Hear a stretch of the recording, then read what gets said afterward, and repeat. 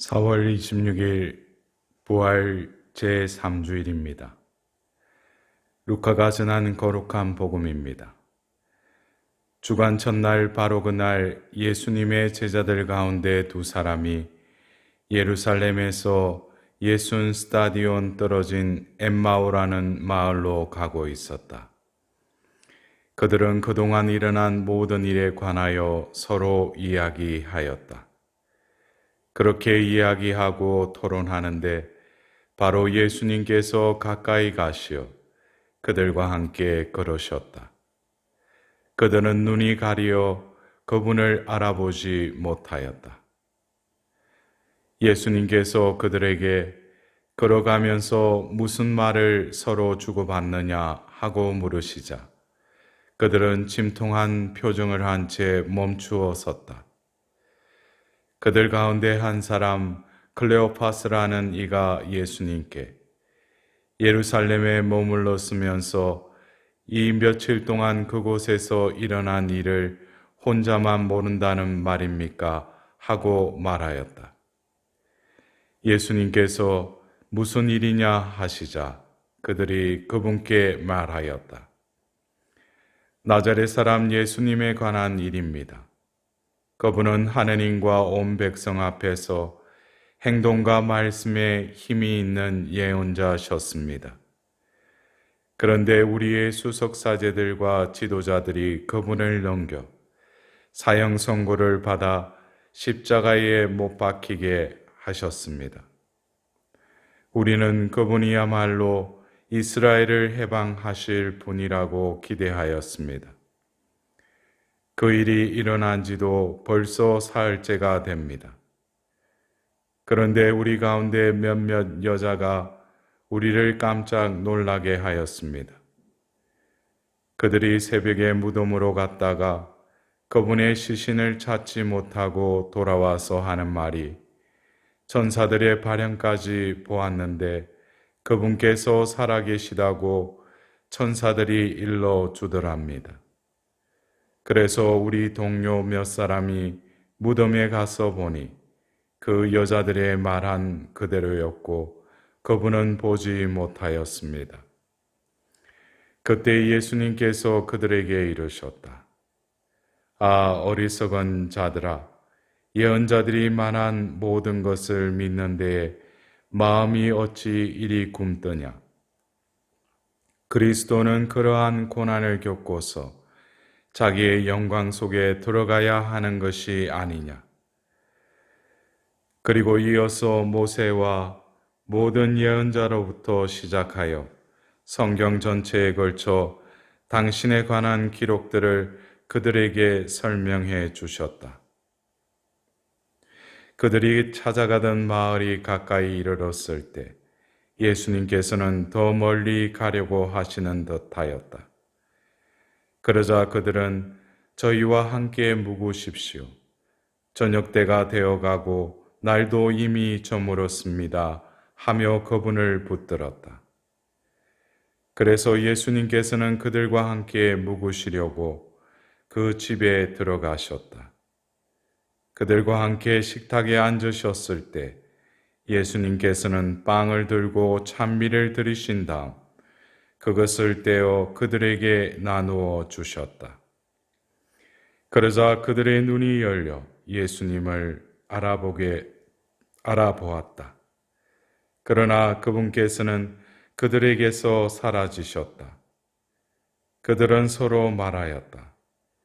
길에서 우리에게 말씀하실 때나 성경을 풀이해 주실 때 속에서 우리의 마음이 타오르지 않았던가. 그들이 곧바로 일어나 예루살렘으로 돌아가 보니 11 제자와 동료들이 모여 정녕 주님께서 되살아나시어 시몬에게 나타나셨다 하고 말하고 있었다. 그들도 길에서 겪은 일과 빵을 떼실 때에 그분을 알아보게 된 일을 이야기해 주었다.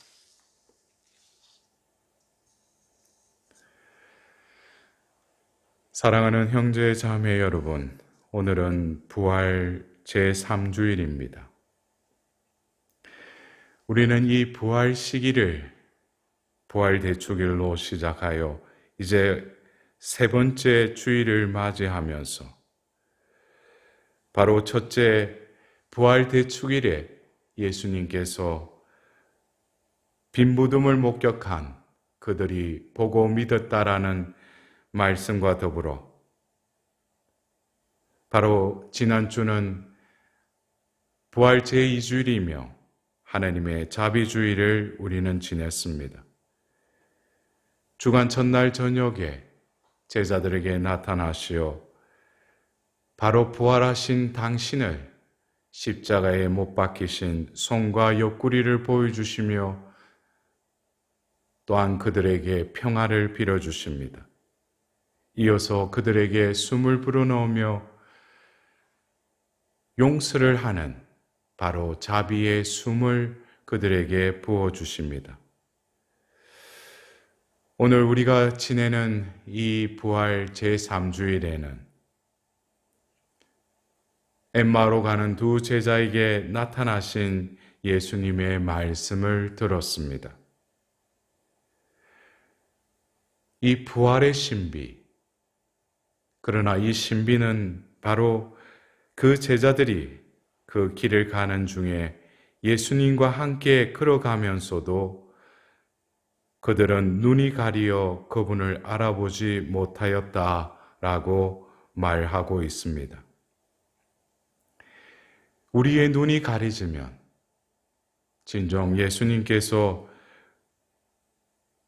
함께 가심을 몰라보았듯이 우리도 역시 보이지 않는 하느님을 우리의 눈이 아니라 바로 신앙의 눈이 열릴 때 그분을 바라볼 수 있다는 것입니다. 반면에 예수님께서 그들과 함께 그 집에 들어가셔서 빵을 들고 찬미를 드리신 다음 그것을 떼어 그들에게 나누어 주실 때 그들의 눈이 열려 예수님을 알아보았다라는 말씀과 같이 예수님을 바라보는 우리의 신앙의 눈이 열려 있는지 다시금 오늘 엠마오의 두 제자를 바라보면서 나의 신앙의 그 바라봄을 다시금 묵상해야 할 것입니다. 더불어서 우리는 이 코로나로 인해 닫혀진 성당과 또 참여하지 못하는 이 미사의 이 현실 가운데에서도 우리는 다시금 미사의 전례에 참석하면서 우리는 얼마만큼 그분을 알아보는지, 오늘 예수님께서 바로 빵을 들고 찬미를 드리신 다음 그것을 떼어 그들에게 나누어 주셨듯이 바로 최후의 만찬 때 제정하신 그 성체 성사에 우리들도 참여하면서 과연 우리는 그 엠마오의 두 제자가 말씀하실 때와 성경을 풀이해 주실 때 우리의 마음이 타오르듯이 우리들도 얼마만큼 그 말씀을 통해 우리는 다시금 우리의 영혼의 그 사랑의 그 열기를 우리는 느끼고 있는지 다시금 자문해 보아야 할 것입니다.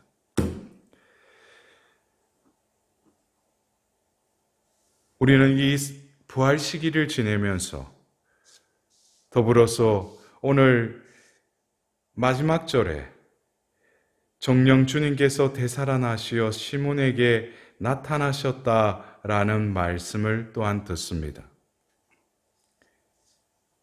이 베드로는 바로 빈 무덤에 요한과 함께 달려갔던 그 제자이기도 하였습니다.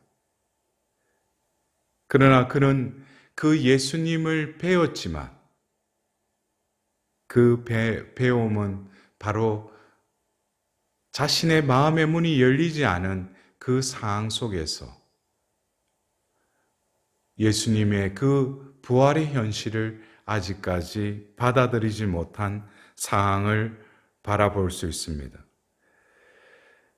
그러나 오늘 우리는 제1독서의 사도행전 2장 14절의 그 말씀을 통해서 베드로가 오순절 설교를 통해서 말씀하시는 그의 모습을 볼 때 사뭇 또 다른 그의 모습을 바라보게 됩니다. 그는 확신에 차서 바로 나자렛 사람 예수님의 그 역사적인 사실을 증거하며 구약의 다윗을 들어서 또한 바로 예언된 그분이 이 땅에 오셨고 바로 그 예수님을 죽었지만 하느님께서 그를 다시 살리셔서 우리는 모두 그 증인이라고 말하고 있습니다. 오늘 복음에 등장하는 두 제자와 또 베드로와 그러나 오늘 1독서의 그 베드로의 모습은 바로 우리는 이 모든 일의 증인이라고 하는 이 증인이 된 것입니다. 바로 이 신앙인은 바로 증인이기도 합니다. 그러나 이 증인이 되는 것은 예수님을 보고 듣고 하는 외형적인 체험이 아니라 바로 그분을 보고 듣고 바로 그분이 바로 하나님께서 보내신 그분이심을 믿음의 눈이 열릴 때 진정으로 그분을 증거할 수 있는 것입니다. 그래서 예수님께서도 사도행전 1장 8절에 바로 그 증인이 될 것이다 라는 그 말씀을 하시기 전에 바로 성령을 언급하시며 성령이 너희에게 오시면 너희는 힘을 받을 것이라고 말씀하고 계십니다. 바로 사도행전 2장 1절에 오순절에 그들은 바로 성령의 강림에 그들은 체험을 하고 바로 그들의 마음은 바로 성령으로 가득 차서 바로 그 자리를 박차고 나가서 바로 이 오순절 설교를 하게 되는 것입니다. 그래서 바로 이 사도행전 2장에 나오는 베드로 사도의 오순절 설교는 베드로 사도의 식견과 이해에서 나온 것이 아니라 바로 그 증인됨을 보장해주는 하나님께서 보내신 그 성령께서 그들 가운데 머무시면서 바로 또 다른 증거하시는 하나님의 영이 그의 입을 통하여 말씀하고 계신 것입니다. 바로 오늘 하답송의 그 시편의 후렴과 같이 주님 당신은 저에게 생명의 길을 가르치시나이다 라고 시편 저자가 고백하였듯이 바로 그 생명은 바로 피로 구속된 영원한 생명을 이제 이 베드로 사도는 온몸으로 느끼게 되었고 바로 그 생명이 그의 입을 통해 말하게 하였던 것입니다.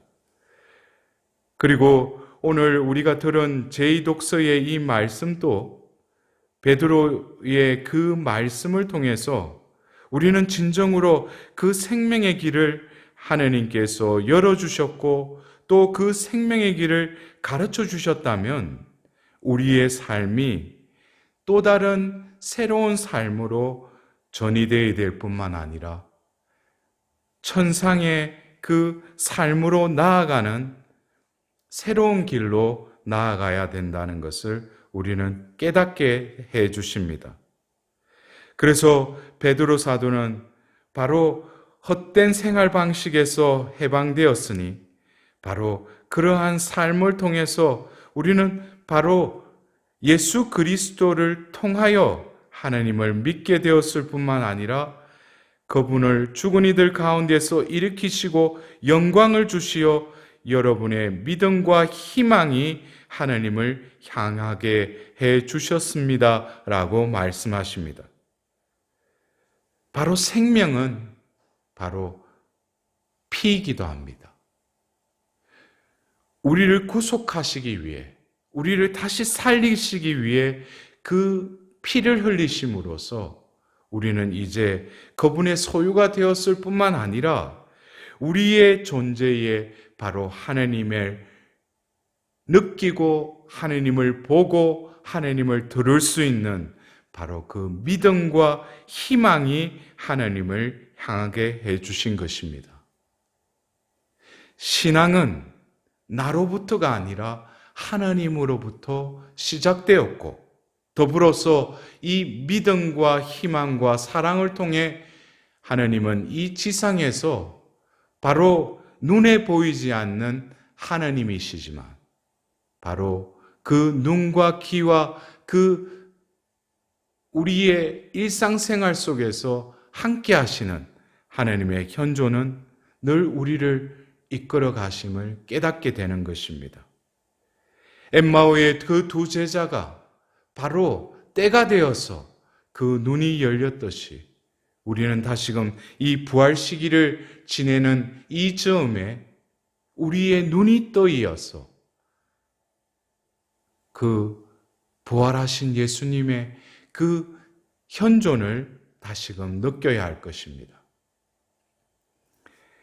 저는 시간이 되면 수도회의 그 뒷산에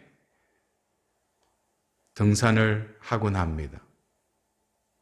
어느 날 문득 그 동산에 많은 그 나무 사이에 그 나무 줄기가 이미 끊어진 죽은 그 나무 사이에 그 낙엽과 또 바람에 의해 또 씨가 떨어져서 그 죽은 나무에 바로 피어난 진달래꽃의 그 영롱한 그 꽃을 바라보면서 바로 이것이 또 다른 제 눈에는 부활의 생명으로 저에게 다가왔습니다. 바로 예수 그리스도의 죽음이 없었다면, 바로 그분의 피 흘림이 없었다면 바로 나의 생명은 수명을 다하고 끊어지는 그 생명으로 없어지겠지만 바로 그 예수 그리스도의 그 생명에 의해서 나의 생명도 바로 영원한 생명으로 하나님께서 우리를 초대하셨을 뿐만 아니라 믿음과 희망을 통하여 바로 우리의 그 삶이 바로 이 부활의 신비의 그 다리를 통해 우리는 하나님 아버지 집으로 나아갈 수 있는 길이 우리 가운데 열린 것입니다. 그래서 우리는 다시금 오늘 미사의 본기도문과 같이 이 백성이 영혼의 젊음을 되찾아 끊임없이 즐거워하게 하시니 저희가 이제 하느님의 자녀가 되는 기쁨을 누리고 영광스러운 부활의 날을 바라며 기다리게 하소서라고 기도하고 있습니다. 우리는 이 부활 시기에 바로 이 신비 안에 우리를 초대하신 그 하느님께서는 우리의 눈을 열게 하실 뿐만 아니라 우리의 마음을 뜨겁게 하시어 부활하신 당신의 그 현존을 느끼게 하실 뿐만 아니라 바로 하나님 자녀로서의 그 기쁨을 느끼며 이 부활의 기쁜 소식을 전하는 증인으로서의 삶을 살아가도록 하나님께서는 우리를 인도하실 것입니다. 사랑하는 형제자매 여러분, 이 부활 시기에 다시금 한 주간 동안 증인으로서의 삶을 살아갈 수 있도록 이 주일 하나님께 자비를 구하며 기쁜 하루가 되시길 기원합니다.